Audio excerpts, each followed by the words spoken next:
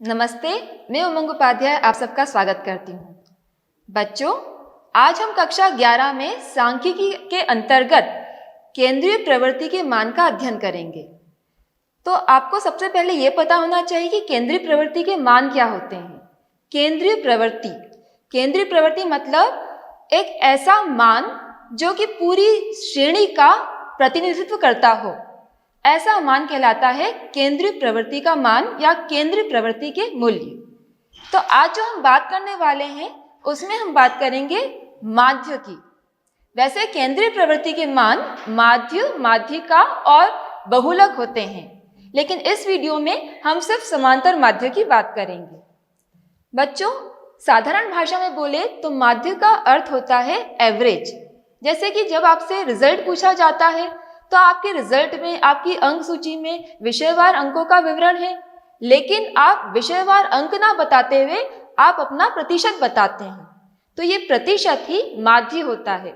इसका मतलब ये प्रतिशत जो है ये केंद्रीय प्रवृत्ति का मान है, मतलब ये आपकी अंक सूची का प्रतिनिधित्व करता है। तो इस प्रकार माध्य का मतलब एवरेज। अब ये माध्य जरूरी क्यों होता है? माध्य इसलिए जरूरी होता है क्योंकि ये पूरी की पूरी जो सारणी होती है, जो श्रेणी होती है, उसका प्रतिनिधित्व करता है। इसका मतलब ये श्रेणी का संक्षिप्तीकरण कर देता है। दूसरा, माध्य के आधार पर आप दो श्रेणियों की तुलना कर सकते हैं, तो तुलनात्मक अध्ययन के लिए भी माध्य की आवश्यकता होती है। और जैसे कि मैंने आपको अभी कहा कि श्रेणी का प्रतिनिधित्व मूल्य है ये, तो ऐसे में सरकार श्रेणी के प्रतिनिधि मूल्य अर्थात माध्य को देखते हुए नीतियों का निर्माण करती है। उदाहरण के लिए, अगर किसी क्षेत्र में प्रति व्यक्ति आय कम है तो सरकार उस क्षेत्र में नीतियां बनाती है। अगर आप सांख्यिकी विवेचन कर रहे हैं तो भी माध्य बहुत आवश्यक है। जैसे आगे आप पढ़ेंगे, माध्य विचलन, प्रमाप विचलन, सहसंबंध आदि ये सब माध्य के ऊपर ही निर्भर करते हैं। तो इसीलिए माध्य की आवश्यकता होती है। माध्य का मतलब क्या हुआ? माध्य का मतलब हुआ एवरेज। अब माध्य को सूत्र के रूप में दर्शाने से पहले मैं आपको कुछ सांख्यिकी तथ्य बताना चाहूंगी, जो कि सूत्र को समझने से पहले या माध्य किस प्रकार निकाला जाता है इसको समझने से पहले आपको पता होना चाहिए। तो इसमें मैं आपको ये बताऊंगी कि जो श्रेणियां होती हैं वो कितने प्रकार की होती है, क्योंकि जब तक आपको श्रेणियों का ज्ञान नहीं होगा तब तक आप कौन सा सूत्र अप्लाई करेंगे ये आपको समझ में नहीं आएगा, क्योंकि हर श्रेणी का सूत्र अलग अलग होता है। तो यहाँ पर हम बात करेंगे कि श्रेणियां तीन तरह की होती है। व्यक्तिगत मतलब इंडिविजुअल सीरीज, खंडित मतलब डिस्क्रीट सीरीज, और सतत मतलब कंटिन्यूअस सीरीज।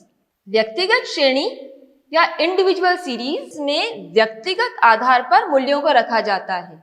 जैसे सीरियल नंबर वाइज व्यक्तिगत आधार पर मूल्यों को रखा गया, नाम के आधार पर मूल्यों को रखा गया है, या फिर वर्ष के आधार पर जब मूल्यों को रखा जाता है तो ऐसी श्रेणी व्यक्तिगत श्रेणी कहलाती है। इसमें कोई भी पद मूल्य दोबारा नहीं आएगा, मतलब इसमें सीरियल नंबर 1 तो वो सीरियल नंबर 1 ही रहेगा, वो व्यक्तिगत है। नाम रमेश, मोहन, सुरेश, तो ये व्यक्तिगत आधार पर उनके चर मूल्य हो गए। या जैसे हम सन लेते हैं 1951 में कितना उत्पादन हुआ, 1961 में कितना उत्पादन हुआ, तो ये सब व्यक्तिगत श्रेणी के अंतर्गत आएगा। दूसरी श्रेणी है खंडित श्रेणी या फिर डिस्क्रीट सीरीज। अब जब व्यक्तिगत श्रेणी बहुत ही लंबी हो जाए तो ऐसी स्थिति में श्रेणी को तोड़ दिया जाता है। खंडित का मतलब होता है तोड़ना।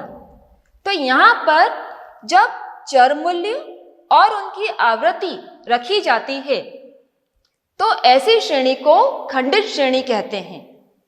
चर मूल्य को x से दर्शाया जाता है और आवृत्ति को f से दर्शाया जाता है। किसी कक्षा में अगर 90 विद्यार्थी हैं और 5 नंबर का टेस्ट लिया गया तो ऐसी स्थिति में क्या होगा? x अंक, F आवृत्ति। अब 0 अंक कितने बच्चों के आए? आवृत्ति का मतलब है कितने बच्चों ने 0 अंक प्राप्त किए हैं। तो यहां पर हम कहेंगे कि 0 अंक प्राप्त करने वाले 15 बच्चे हैं, 1 अंक प्राप्त करने वाले 10 बच्चे, 2 अंक प्राप्त करने वाले 14, 3 अंक प्राप्त करने वाले 16 बच्चे हैं, 4 अंक प्राप्त करने वाले 17 और 5 अंक प्राप्त करने वाले 18 बच्चे हैं। तो इस प्रकार खंडित श्रेणी में जितने भी चर थे वो लिए गए और साथ में आवृत्ति ली गई। इसका मतलब ये हुआ कि विद्यार्थियों की संख्या को खंडित कर कर प्रदर्शित किया गया। तो ये हो गई आपकी खंडित श्रेणी। अब हम बात करेंगे सतत श्रेणी या कंटिन्यूअस सीरीज। सतत श्रेणी खंडित श्रेणी का ही एक सरल रूप है। इसमें जो चर मूल्य लिए जाते हैं उनको सतत रूप में प्रयोग किया जाता है। जैसे कि 0 से 10, 10 से 20, 20 से 30, 30 से 40, 40 से 50। इसमें भी आवृत्ति लिखी जाती है। जैसे कि 0 से 10 अंक प्राप्त करने वाले बच्चे कितने हैं? 5। 10 से 20 अंक प्राप्त करने वाले 7, 20 से 30 अंक प्राप्त करने वाले 12 बच्चे, 30 से 40 के मध्य अंक प्राप्त करने वाले 15, 40 से 50 के बीच में अंक प्राप्त करने वाले हैं 10 बच्चे। तो इसका मतलब सतत श्रेणी में चर सतत रूप में दिखाए जाते हैं और साथ में ही उनकी आवृत्ति भी प्रस्तुत की जाती है। अब जब आप सतत श्रेणी पढ़ते हैं तो आपको मध्य मूल्य का ज्ञान भी होना चाहिए। तो हम बताएंगे अब कि सतत श्रेणी में मध्य मूल्य किस प्रकार से निकाला जाता है। तो अब मैं आपको बताऊंगी कि सतत श्रेणी के अंतर्गत मध्य मूल्य किस प्रकार निकाला जाता है। जैसे कि 0 से 10, 10 से 20, 20 से 30। तो इसमें क्या होता है, जो 0 है ये आपका होता है L1। L1 का मतलब होता है लोअर लिमिट या निचली सीमा, और 10 का मतलब हुआ L2। L2 का मतलब हुआ ऊपरी सीमा या अपर लिमिट। ठीक है, तो अब आप मिड वैल्यू कैसे निकालेंगे? तो मिड वैल्यू निकालने के लिए या मध्य मूल्य निकालने के लिए एक फॉर्मूला होता है L1 प्लस L2 अपॉन 2, मतलब 0 प्लस 10 बटा 2। तो इसका मतलब क्या हुआ? 10 बटा 2 बराबर 5। तो ये 5 क्या हुआ? आपका मध्य मूल्य हो गया। इसी प्रकार अगर आप दूसरे वर्ग में देखेंगे तो 10 आपका L1 है, 20 आपका L2 है। 10 प्लस 20 बटा 2 मतलब 30 बटा 2 बराबर 15। तो दूसरे वर्ग के लिए आपका मध्य मूल्य हो गया 15। तो जब आप समांतर माध्य निकालेंगे सतत श्रेणी में तो ऐसी दशा में आपको मध्य मूल्य की जरूरत पड़ेगी और ये फॉर्मूला आपको अप्लाई करना पड़ेगा। अब हम बात करेंगे कि सतत श्रेणी कितने प्रकार की होती है। तो सतत श्रेणी 2 तरह की होती है। जैसे 0 से 9, 10 से 19, 20 से 29। तो इस श्रेणी में क्या हो रहा है? इस श्रेणी में जो लोअर लिमिट है और अपर लिमिट है दोनों वर्ग के अंदर शामिल हो रही है, समावेशित हो रही है। तो इसलिए हम इसको बोलेंगे समावेशी श्रेणी। समावेशी श्रेणी, इसमें एक वर्ग की जो अपर लिमिट है वो दूसरे वर्ग की लोअर लिमिट से मैच नहीं होती है। अब आपसे एक प्रश्न कि यदि 9.4 हुआ, 9.5 हुआ, दशमलव में अगर चर मूल्य होते हैं तो आप क्या करेंगे? 9.5 को आप कहाँ लेकर जाएंगे? पहले वर्ग में या दूसरे वर्ग में? तो इसलिए एक दूसरी तरह की श्रेणी होती है जिसे हम कहते हैं अपवर्जी। अगर आपके चर मूल्य दशमलव में हैं, तो ऐसी स्थिति में आप लोग अपवर्जित श्रेणी को इस्तेमाल करते हैं।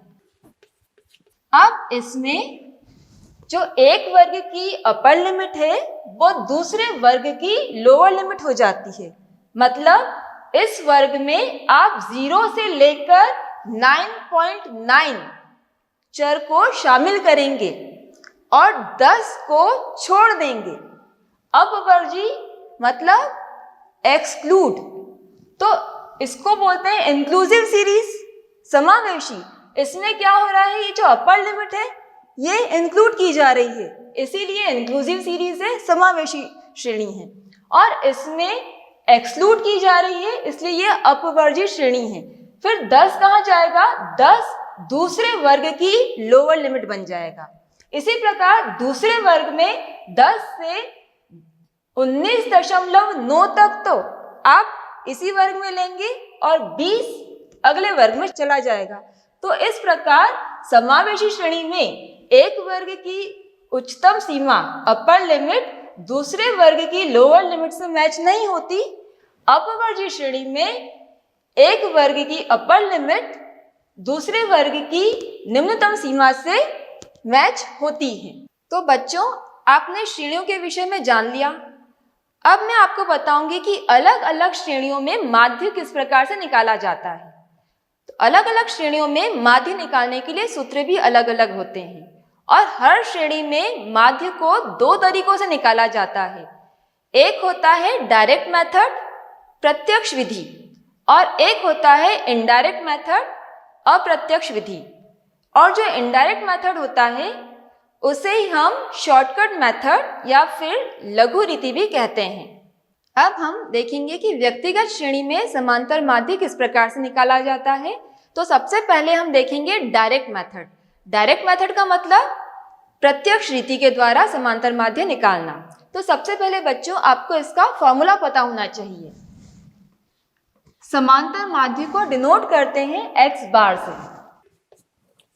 Sigma x upon n। x बार मतलब समांतर माध्य, सिग्मा x, सिग्मा का मतलब होता है टोटल, समेशन, चर मूल्यों का योग। सिग्मा x मतलब चर मूल्यों का योग और n मतलब होता है पद मूल्यों की संख्या। इसे मैं आपको एक उदाहरण के द्वारा समझाती हूं। उदाहरण जैसे कि A, B, C, D और E 10, 12, 7। उदाहरण के लिए देखिए, जैसे कि मान लो A, B, C, D और E 5 व्यक्ति हैं। इनको अंक मिले, A को 10, B को 12, C को 7, 15 और 3।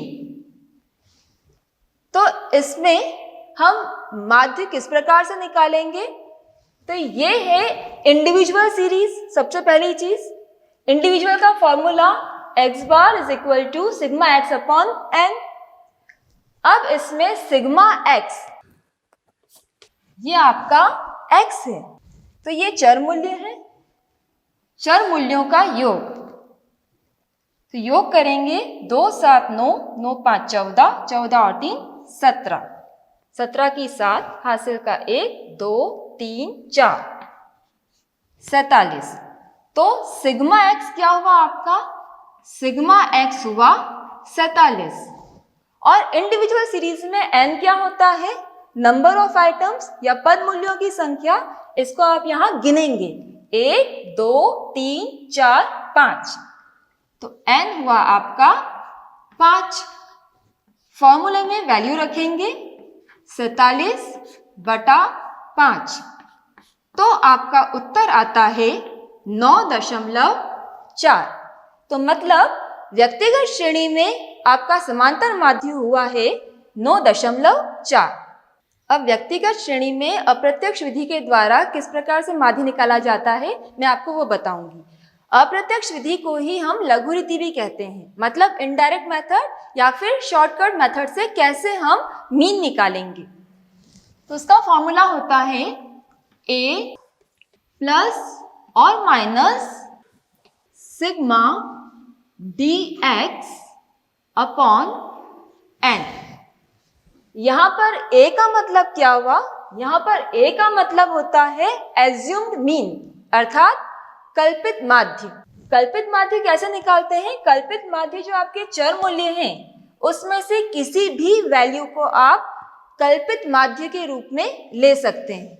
फिर होता है dx। dx का मतलब होता है deviation from assumed mean. dx का फॉर्मूला होता है x माइनस a, मतलब ये जो चर मूल्य है इसमें से आप एज्यूम्ड मीन को माइनस करेंगे तो आपका dx निकल कर आ जाएगा। dx का मतलब हुआ विचलन, कल्पित माध्य से विचलन। और जब आप कल्पित माध्य से विचलन का योग करेंगे तो आ जाएगा आपका sigma dx upon n। n का मतलब पूर्व की तरह ही नंबर ऑफ आइटम्स या पद मूल्यों की संख्या। तो अब इसी उदाहरण में मैं आपको ये दिखाऊंगी कि कल्पित माध्य क्या होता है और फॉर्मूले में वैल्यू रखकर कैसे आप समांतर माध्य निकाल पाएंगे। तो मान लीजिए ये जैसे पहले वाला ही प्रश्न है आपका, अब इसमें कल्पित माध्य, कल्पित मतलब कल्पना करना, तो आप कुछ भी कल्पना कर सकते हैं। जो भी वैल्यू आपको इजी लगती है, आपके दिमाग में आती है, आप उसको कल्पित माध्य के रूप में ले सकते हैं। मान लो मेरे दिमाग में आया 12, तो मैंने इस 12 को कल्पित माध्य के रूप में ले लिया और इसे यहां पर लिख दिया a। अब हम dx निकालेंगे। dx निकालने के लिए क्या करेंगे? dx निकालने के लिए हमने फॉर्मूला बताया था आपको x माइनस a। तो अब हम निकालेंगे x माइनस a। x मतलब 10, a मतलब 12। 10 माइनस 12 बराबर -2। 12 माइनस 12 0। 7 माइनस 12 -5। 15 माइनस 12 3। 3 माइनस 12 -9। अब इनका हमें टोटल कर लेना है। तो जो ऋणात्मक संख्या है उनका टोटल अलग होगा, जो धनात्मक है वो अलग जाएंगी। 9 5 14 और 2 16, -16 प्लस 3, तो मतलब आपका उत्तर आया है -13। ठीक, अब हम फॉर्मूले में वैल्यू रखेंगे। a आपका था 12, यहां पर आपका उत्तर ऋणात्मक आया है, इसीलिए प्लस और माइनस, तो आप लेंगे माइनस। 12 माइनस 13 बटे n, नंबर ऑफ आइटम्स, पद मूल्यों की संख्या 1 2 3 4 5। 12 माइनस 2.6। आप जब इसे हल करेंगे तो पाएंगे 9.4। तो देखिए, चाहे प्रत्यक्ष रीति हो चाहे अप्रत्यक्ष रीति हो, आपका उत्तर समान आया है। तो इस प्रकार आपने सीखा कि व्यक्तिगत श्रेणी में माध्य किस प्रकार से निकाला जाता है, प्रत्यक्ष रीति से या अप्रत्यक्ष रीति से, और आपका उत्तर भी समान ही आता है, चाहे आप किसी भी विधि से निकालें। और दूसरी चीज मैं आपको ये भी बता देती हूँ कि कल्पित माध्य भी आप चाहे 3 ले लें, चाहे 15 ले लें, चाहे 7 ले लें, कोई सा भी माध्य कल्पित माध्य के रूप में लिया जा सकता है, आपका उत्तर वही आएगा। अब हम देखेंगे कि खंडित श्रेणी में माध्य को किस प्रकार से निकाला जाता है। अब हम देखेंगे खंडित श्रेणी में समांतर माध्य किस प्रकार से निकाला जाता है। तो यहाँ पर भी 2 तरह की रीतियां होंगी, एक प्रत्यक्ष रीति और एक अप्रत्यक्ष रीति। तो पहले हम बात करते हैं प्रत्यक्ष रीति। समांतर माध्य निकालने के लिए, अब यहाँ पर जैसे मैं आपको पहले ही बता चुकी हूँ कि खंडित श्रेणी में केवल चर मूल्य ही नहीं होते हैं, चर मूल्य के साथ में आवृत्ति भी होती है। तो इसका फॉर्मूला होगा sigma x f upon sigma F. यहां पर सिग्मा का मतलब क्या हुआ? समेशन। एक्स एफ का मतलब क्या हुआ? एक्स और एफ का इनटू, मतलब चर मूल्यों और आवृत्तियों के गुणनफल का योग सिग्मा एक्स एफ कहलाएगा। और सिग्मा एफ का मतलब होता है आवृत्तियों का योग। इसे भी हम एक उदाहरण से समझेंगे। मान लीजिए ये अंक दिए हुए हैं चर मूल्य के रूप में, तो इसे हमने x से डिनोट किया। और ये आवृत्ति, आवृत्ति मतलब मान लीजिए कि ये अंक है और ये है विद्यार्थियों की संख्या। तो इसका मतलब क्या हुआ? अंक मतलब चर x और विद्यार्थियों की संख्या आवृत्ति। ठीक है, अब हम बात करेंगे अंक की। मान लीजिए 1, 2, 4, 6, 8 और 10। ये अंक बच्चों ने प्राप्त किए। कितने बच्चों ने प्राप्त किए? तो हम देखेंगे कि एक अंक प्राप्त करने वाला 3 बच्चे हैं, 2 अंक प्राप्त करने वाले 6, 4 अंक प्राप्त करने वाले 4 बच्चे हैं, 6 अंक प्राप्त करने वाले 5 बच्चे हुए, 8 अंक प्राप्त करने वाले 2 और 10 अंक प्राप्त करने वाले 10 बच्चे हैं। मान लीजिए परीक्षा में आपको इस तरीके से प्रश्न आ गया कि इस श्रेणी का समांतर माध्य निकालिए। तो सबसे पहले आपको पता करना है कि श्रेणी कौन सी है। तो मैंने आपको बहुत ही इजी वे में बताया था कि जहां पर x है, जहां चर है, जहां f है, आवृत्ति है, इसका मतलब कि ये खंडित श्रेणी है। अब खंडित श्रेणी में प्रत्यक्ष रीति में फॉर्मूला क्या है? Sigma x f upon sigma f. Sigma x f, तो x f x into f आपको करना पड़ेगा। x और f का हम इंटू करेंगे। 3, 12, 16, 30, 16 और 100। 1 को 3 से गुणा किया 3, 2 को 6 से गुणा किया 12। तो इस प्रकार से एक्स एफ निकल कर आ गया। और अब आपको क्या करना है? सिग्मा। सिग्मा मतलब समेशन, टोटल। तो आपने इसका टोटल किया। 3, 2, 5, 11, 17, 2, 3, 6, 7 और 1, 177। ठीक। और इसमें आपको और क्या चाहिए फॉर्मूले में? सिग्मा एफ, मतलब ये जो आवृत्ति है आपको इसका भी टोटल करना है। आप जब इसका टोटल करेंगे 3, 6, 9, 4, 13, 18, 20 और 30। ठीक, तो आपकी वैल्यूज आ गई। सिग्मा एक्स एफ है आपका 177 और सिग्मा एफ है आपका 30। अब इन वैल्यू को आप यहां पर रख देते हैं। 177 बटा 30। तो इस तरीके से आपका उत्तर आता है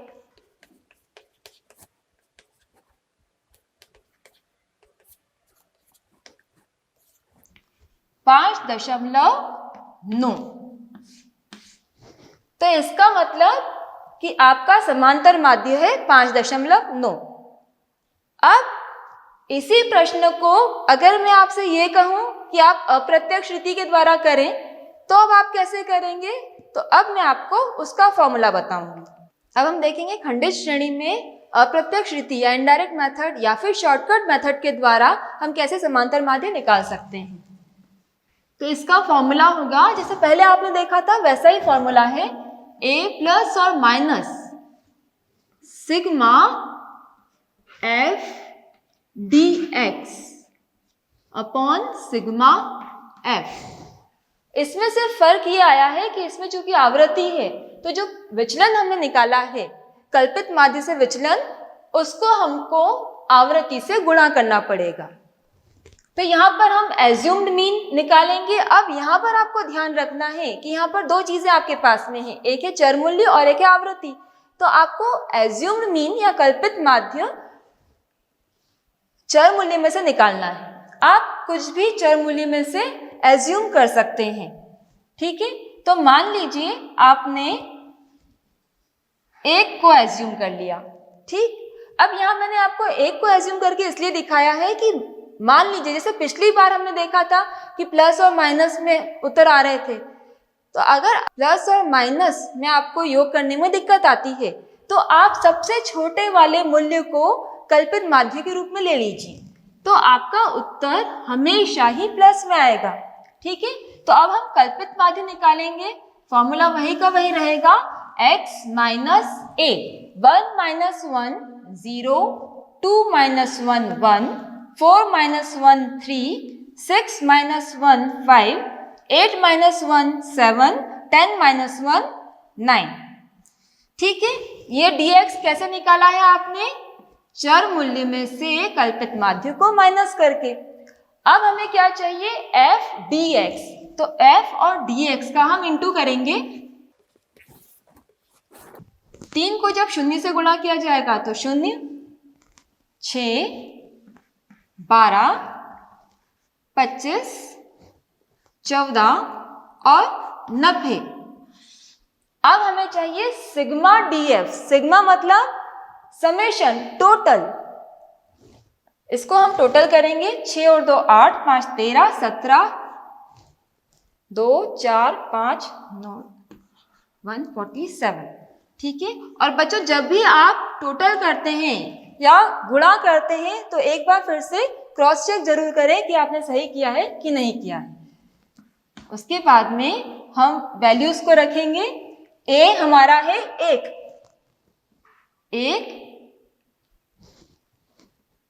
प्लस 147 बटा 30। 1 प्लस 147 बटा 30 करेंगे।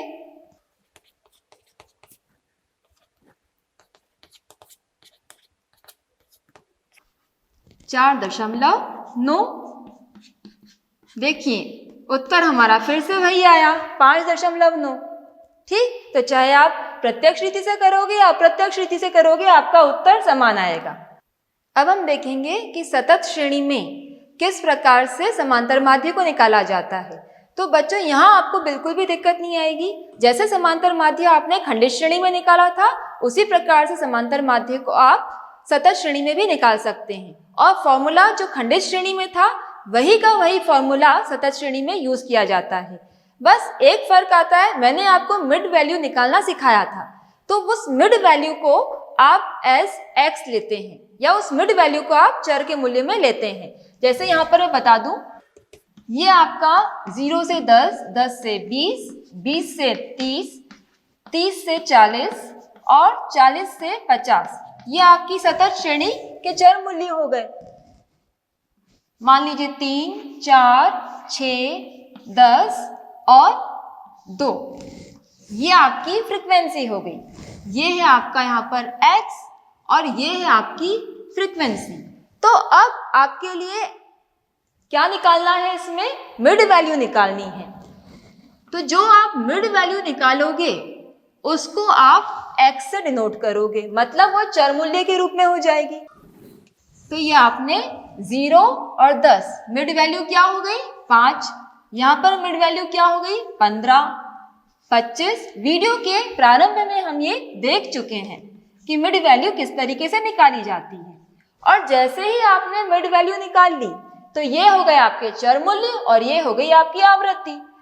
वही का वही फॉर्मूला जो आपने खंडित श्रेणी में अप्लाई किया था, चाहे आप प्रत्यक्ष विधि की बात करें या अप्रत्यक्ष विधि की बात करें, उसी विधि से आप इसका हल निकाल सकते हैं। तो अब आपके लिए यही प्रश्न है कि अगर आपको यही प्रश्न करना पड़े तो आप इसे किस प्रकार से करेंगे? ये आपके चर मूल्य हो गए, ये आपके आवृत्ति हो गई। इसके आधार पर अब आपको समांतर माध्य निकालना है। मतलब आपने सतत श्रेणी को खंडित श्रेणी में तोड़ दिया। अब खंडित श्रेणी के आधार पर जो भी आपके फॉर्मूला थे प्रत्यक्ष रीति और प्रत्यक्ष रीति के, उसको अप्लाई करके आप इसका मान निकाल सकते हैं। तो बच्चों आज हमने तीनों श्रेणियों में व्यक्तिगत श्रेणी, खंडित श्रेणी और सतत श्रेणी में समांतर माध्य निकालना सीख लिया है। आशा करती हूँ आपको समझ में आया होगा। धन्यवाद।